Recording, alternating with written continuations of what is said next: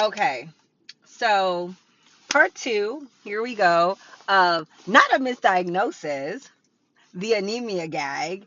So I'm Drea. I kind of put up a part one because of a photo I put up on my Instagram. You can follow me on Instagram at Drea underscore underscore C. I think it's three underscores, but Drea underscore underscore underscore C. And I posted this photo of me having to do anemia treatment because my symptoms got really, really bad. I didn't know what was going on. And here's the gag, guys. I work in the pre-hospital healthcare field. I have been a paramedic for 20 years in New York City. In May, 20 years in May in New York City, at one of the biggest agencies. Figure it out. And I was having these symptoms, have great relationships with doctors and hospitals. But unfortunately, as I mentioned in part one, I got hit with a misdiagnosis, a couple of them.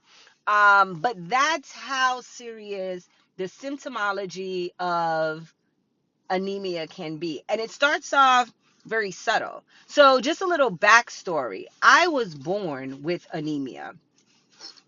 I was told that I had the sickle cell trait. My heart goes out to those who actually struggle with sickle cell because that is nothing to play with. I can get to the point that if my iron is very low, it gets very depleted, where I do have a lot of excruciating pain. And God bless you guys if that's what it is you deal with. I am so supportive of you guys because OMG, right? But I didn't really started getting treated for my anemia until, here's the gag, guys, in my 30s.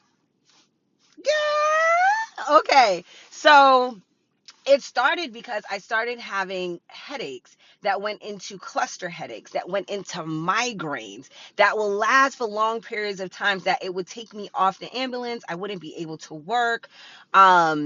Then from there, I started getting slighted dizzy spells, noticeable, but nothing too crazy, until one day it took your girl out on the floor for my medical people, diaphoretic like a mother. And for those who are not, let me break that down: dripping sweat, nausea, vomiting. And I ended up getting taken to the hospital. And all these batteries of tests came from the ophthalmologist, who said that my eye, the back of, I am not an ophthalmologist, so bear with me, but it was like enlarged. So my optic nerve, there it goes, was enlarged.